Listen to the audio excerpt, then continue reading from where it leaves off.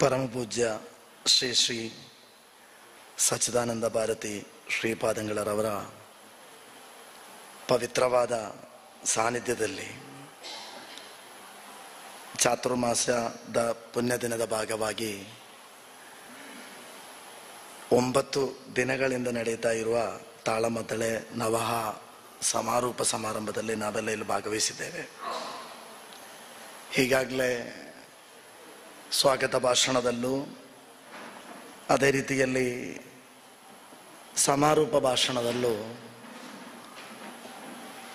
ಈ ಚಾತುರ್ಮಾಸದ ಅಧ್ಯಕ್ಷರಾದ ಬಲರಾಮಾಚಾರ್ಯರವರ ಭಾಷಣದಲ್ಲೆಲ್ಲ ಸವಿಸ್ತಾರವಾಗಿ ಈ ಕಾರ್ಯಕ್ರಮದ ಒಂದು ಚಿತ್ರಣವನ್ನೇ ನಿಮ್ಮೆಲ್ಲರ ಮುಂದೆ ಇಟ್ಟಿದ್ದಾರೆ. ಬಹುಶಃ ನಾನು ಮಂಜೇಶ್ವರ ವಿಧಾನಸಭಾ ಕ್ಷೇತ್ರದ ಶಾಸಕನಾಗಿ ಯಕ್ಷಗಾನದ ಅದೇ ರೀತಿಯಲ್ಲ ಕನ್ನಡದ ಕೆಲವೊಂದು ವೇದಿಕೆಗಳಲ್ಲಿ ಸ್ವಾಮೀಜಿಗಳನ್ನು ಭೇಟಿ ಮಾಡ್ತಾ ಇದ್ದೆ. ದೂರದಿಂದ ಅವರನ್ನು ಗೌರವಯುತವಾಗಿ ನೋಡ್ತಾ ಇರುವ ಒಂದು ವ್ಯಕ್ತಿಯಾಗಿದ್ದೆ.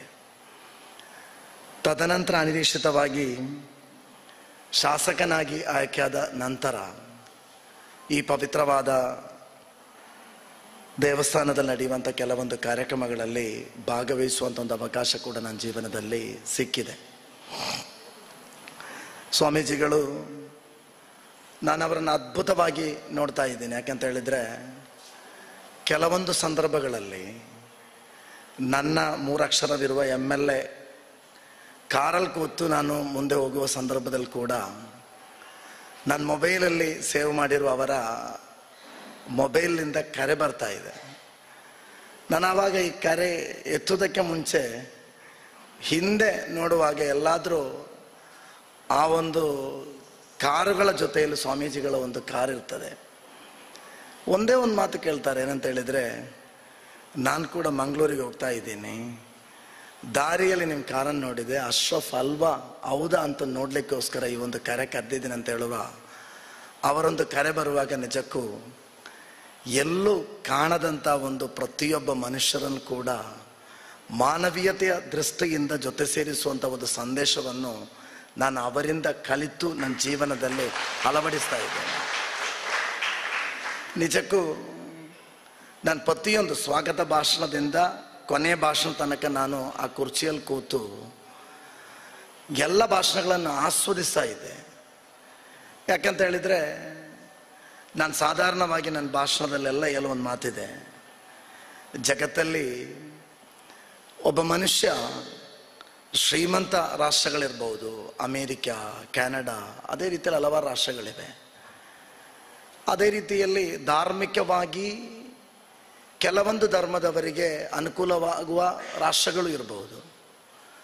ಆದರೆ ನಾನು ಎಲ್ಲರಲ್ಲಿ ಹೇಳೋದು ಮಾತಿದೆ, ಜಗತ್ತಲ್ಲಿ ಯಾರಾದರೂ ಒಬ್ಬ ಮನುಷ್ಯ ಸ್ವರ್ಗದಲ್ಲಿ ಒಬ್ಬ ಹುಟ್ಟಿದ್ದಾನಂತ ಹೇಳಿದರೆ ಅದು ನನ್ನ ಪುಣ್ಯ ಭಾರತದಲ್ಲಿ ಅಂತ ಅಭಿಮಾನದಿಂದ 100 ಸರ್ತಿ ನನಗೆ ಹೇಳ್ಬೋದು. ಯಾಕಿದನ್ನು ಹೇಳ್ತಾ ಇದ್ದೀನಿ ಅಂತ ಹೇಳಿದರೆ, ಈ ಪವಿತ್ರವಾದ ಕಾರ್ಯಕ್ರಮ ನಡೆಯುವ ಸಂದರ್ಭದಲ್ಲಿ ಕೂಡ ನಮ್ಮ ದೇಶ ನಿನ್ನೆ ಪ್ಯಾರಿಸ್ನಲ್ಲಿ ಒಲಿಂಪಿಕ್ಸ್ ಅದರ ಕೊನೆ ಹಂತಕ್ಕೆ ಹೋಗ್ತಾ ಇದೆ. ನಾವು ಒಲಿಂಪಿಕ್ಸ್ನ ಫಲಿತಾಂಶವನ್ನು ನೋಡುವಾಗ ಯಾರಿಗೆಷ್ಟು ಸಿಕ್ಕಿದೆ ಅಂತಲ್ಲ ನಾವು ನೋಡೋದು, ನಮ್ಮ ಭಾರತಕ್ಕೆ ಒಂದು ಚಿನ್ನದ ಪದಕ ಸಿಕ್ಕಿದೆಯಾ, ಬೆಳ್ಳಿ ಪದಕ ಸಿಕ್ಕಿದೆ ಅಂತ ಪ್ರತಿದಿನ ನಾವು ವಾಟ್ಸಪ್ಪಲ್ಲಿ ಫೇಸ್ಬುಕ್ಕಲ್ಲಿ ನೋಡ್ತಾ ಇರ್ತೇವೆ. ನಿನ್ನೆ ಜಾವಲಿನ್ ಥ್ರೋದಲ್ಲಿ ನೀರಜ್ ಚೋಪ್ರಾ ಅವರು ದ್ವಿತೀಯ ಬೆಳ್ಳಿ ಪದಕವನ್ನು ಪಡೆದರು. ನಾವೆಲ್ಲ ನಮಗೆ ಚಿನ್ನದ ಪದಕ ಸಿಗ್ಬೇಕಂತ ಆಸೆ ಇತ್ತು, ಪ್ರಾರ್ಥನೆ ಇತ್ತು. ಪಾಕಿಸ್ತಾನ ಅಂತ ಹೇಳಿದರೆ ಹಲವಾರು ರೀತಿಯಲ್ಲಿ ನಮಗೆ ವೈರತ್ವ ಇರುವ ಒಂದು ರಾಷ್ಟ್ರ, ಒಂದು ದೇಶ. ಪ್ರಥಮ ಚಿನ್ನ ಪಡೆದದ್ದು ಅಲ್ಲಿಯ ಒಬ್ಬ ಅರ್ಷದ್ ಅಂತ ಹೇಳಿದ ಆ ರಾಷ್ಟ್ರದ ಒಬ್ಬ ಮುಸ್ಲಿಂ ಚಿನ್ನದ ಪದಕ ಪಡೆದಿದ್ದ.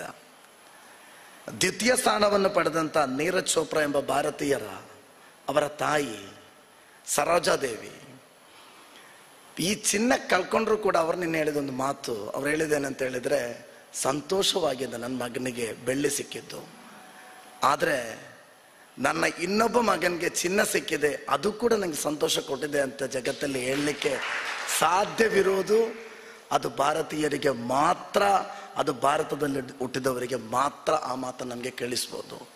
ಈ ಒಂದು ಪವಿತ್ರವಾದ ಸಂದರ್ಭ ಯಾಕೆ ಅದನ್ನು ಹೇಳ್ತಾ ಇದ್ದೀನಿ ಅಂತ ಹೇಳಿದರೆ, ಅದು ನಮ್ಮ ಭಾರತ.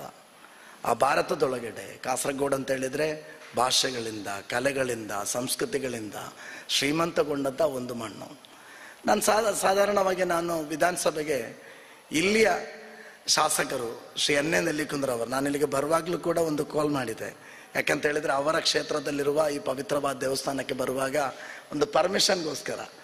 ಆಗ ಅವರು ಹೇಳಿದರು, ಅಶ್ರಫ್ ನೀನು ಯಾವಾಗಾದರೂ ಅಲ್ಲಿಗೆ ಹೋಗೋದು, ನಾನು ಎಲ್ಲ ದಿವಸ ಹೋಗ್ತಾ ಇರೋ ವ್ಯಕ್ತಿ, ನೀನು ಹೋಗಿ ಬಾ ಅಂತ ಹೇಳಿದರು.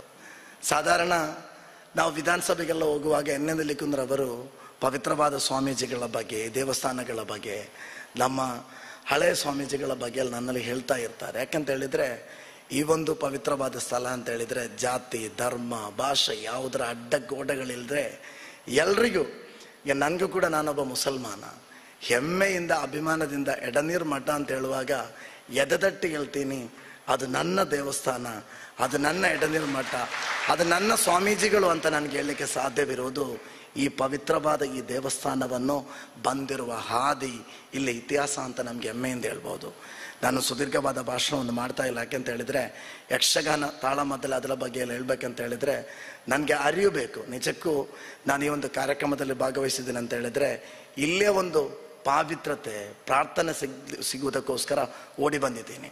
ಇವತ್ತು ನನಗೆ ಯಾವ ಒಂದು ಅವಸ್ಥೆ ಇತ್ತಂತ ಹೇಳಿದರೆ, ಅರ್ಜುನ್ ನಿಮಗೆಲ್ಲ ತಿಳಿದಿರಬಹುದು, ಕರ್ನಾಟಕದ ಶಿರೂರಲ್ಲಿ ಗುಡ್ಡೆ ಕುಸಿದು ಅರ್ಜುನ್ ಎಂಬ ಒಬ್ಬ ಯುವಕ ಒಂದು ಲಾರಿ ಒಳಗೆ ತೀರಿ ಹೋದ.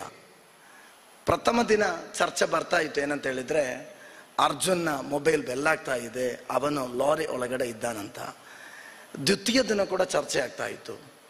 ನಾನು ಕೂಡ ನನ್ನ ಚಟುವಟಿಕೆಗಳಲ್ಲಿ ಕ್ಷೇತ್ರದಲ್ಲಿ ಅನಿರೀಕ್ಷಿತವಾಗಿ ನನಗನ್ನಿಸ್ತು, ನಾನು ಒಬ್ಬ ಮನುಷ್ಯ, ನಾನು ಅಲ್ಲಿಗೆ ಹೋಗಿ ನೋಡಿ ನನ್ನಿಂದಾಗಿ ಏನಾದರೂ ಒಂದು ಸೇವೆ ಮಾಡ್ಬೋದು ಅಂತ ಹೇಳಿ ಒಂದು ಬ್ಯಾಗಲ್ಲಿ ಒಂದು ದಿನದ ನನ್ನ ವಸ್ತ್ರವನ್ನು ಉಟ್ಕೊಂಡು ನಾನು ಹೋದೆ.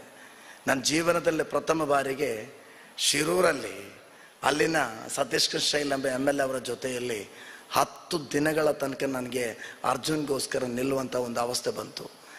ಇವತ್ತು ಬೆಳಗ್ಗೆಯಿಂದ ಕೂಡ ಅರ್ಜುನ್ ಅವರ ತಾಯಿ ನನಗೆ ಕಾಲ್ ಮಾಡ್ತಾ, ಈಗ ತನಕ ಅರ್ಜುನ್ ಅವರನ್ನು ಹುಡುಕಲಿಕ್ಕೆ ಪತ್ತೆ ಮಾಡಲಿಕ್ಕೆ ಸಾಧ್ಯವಾಗಲಿಲ್ಲ. ಮಧ್ಯಾಹ್ನವಾಗುವಾಗ MK ರಾಘವನ್ ರವರು ಕಲ್ಲಿಕೋಟೆ MP ಅವರು ಕರೆದು ಹೇಳಿದರು, ಅಶ್ರಫ್ ಅವರೇ, ನಾಳೆ DC ಉತ್ತರ ಕರ್ನಾಟಕ DC ಜೊತೆಯಲ್ಲಿ ನಮಗೆ ಒಂದು ಮೀಟಿಂಗ್ ಮಾಡುವ, ನೀವು ಹೊರಡಬೇಕಂತ ಹೇಳಾಗ ನಾನು ಹೇಳಿದೆ, ನನಗೆ ಇವತ್ತು ಯಾವ ಕಾರಣಕ್ಕೂ ಬರೋಕ್ಕಾಗಲ್ಲ. ಯಾಕಂತ ಹೇಳಿದರೆ ನಾನು 1-2 ಸರ್ತಿ ಸ್ವಾಮೀಜಿಗಳು ಕರೆಯುವಾಗ ಮಿಸ್ ಆಗಿದ್ದೆ. ಇವತ್ತು ನನಗೆ ಎಡನೀರು ಮಠಕ್ಕೆ ಹೋಗಲೇಬೇಕು ಎಂಬ ಒಂದು ಹಂಬಲದಿಂದ, ಆಸೆಯಿಂದ ಇಲ್ಲಿಗೆ ಬಂದಿದ್ದೀನಿ. ಈ ಕಾರ್ಯಕ್ರಮ ಮುಗಿಸಿ ನಾನು ಅಲ್ಲಿಗೆ ಹೋಗ್ತಾ ಇದ್ದೀನಿ. ಎಲ್ಲದಕ್ಕೂ ಅವರ ಆಶೀರ್ವಾದ ಸದಾ ನಮ್ಮಂಥವರ ಜೀವನದಲ್ಲಿ ಪ್ರತಿಯೊಂದು, ನಾನು ಈಗಾಗಲೇ ಹೇಳಿದ ರೀತಿಯಲ್ಲಿ ನಾವು ಎಲ್ಲ ಕಡೆ ಹೋಗುವಾಗ ಪ್ರಯಾಣಗೆ ಎಲ್ಲ ಅವರಂಥವರ ಆ ಒಂದು ಪ್ರೇಯರ್ ನಮಗಿದೆ ಎಂಬ ಒಂದು ವಿಶ್ವಾಸ ನಮ್ಮ ಮನಸ್ಸಲ್ಲಿ ಸದಾ ಇರ್ತದೆ. ಸಾಧಾರಣವಾಗಿ ಎಲ್ಲಿಗೆ ಹೋದಾಗಲೂ ನಮಗೆಲ್ಲ ಕೆಲವೊಂದು ಕಡೆ ಹೋಗುವಾಗ, ನಾನು ಈಗಾಗಲೂ ನನ್ನ ಮಿತ್ರ ಕನ್ನಡ ಚಟುವಟಿಕೆಗಳಲ್ಲಿ ಸಕ್ರಿಯನಾಗಿರುವ ZKR ಮತ್ತು ಲಕ್ಷ್ಮಣ್ ಪ್ರಭು ನಾವು ಒಟ್ಟಿಗೆ ಬಂದದ್ದು. ಇಲ್ಲಿಗೆ ಬರುವಾಗಲೇ ಏನೋ ಒಂದು ದೇವಸ್ಥಾನದ ಆ ದ್ವಾರವನ್ನು ದಾಟಿ ಒಳಗೆ ಬರುವಾಗಲೇ ಮನಸ್ಸಿಗೆ ಏನೋ ಒಂಥರ ನೆಮ್ಮದಿ, ಏನೋ ಒಂದು ಶಾಂತಿ, ಏನೋ ಒಂದು ಆಶ್ವಾಸನ ಲಭ್ತಾ ಇದೆ. ಅಂಥ ಒಂದು ಪವಿತ್ರವಾದ ಸ್ಥಳಕ್ಕೆ ನಾವೆಲ್ಲ ಜೊತೆ ಸೇರಿದ್ದೇವೆ. ಈ ಕಾರ್ಯಕ್ರಮ ಪ್ರತ್ಯೇಕವಾಗಿ ಇಂಥ ಒಂದು ಕಾರ್ಯಕ್ರಮಕ್ಕೆ ನೆರೆಯ ಓರ್ವ ಶಾಸಕನನ್ನು ಕರೆದುದಕ್ಕೆ ಪ್ರತ್ಯೇಕವಾದ ಕೃತಜ್ಞತೆ ಸಲ್ಲಿಸ್ತಾ ಇದ್ದೀನಿ. ಎಲ್ರಿಗೂ ಶುಭವಾಗಲಿ. ನನ್ನ ಮಾತಿಗೆ ವಿರಾಮ. ಜೈ ಹಿಂದ್. ನಿಖರ ಸುದ್ದಿ, ಸದಭಿರುಚಿಯ ಕಾರ್ಯಕ್ರಮ. ನೀವು ನೋಡ್ತಾ ಇದ್ದೀರಾ ಕಹಳೆ ನ್ಯೂಸ್, ಸಮಾಜದ ಜಾಗೃತಿಗಾಗಿ ವಸ್ತುನಿಷ್ಠ ವರದಿ.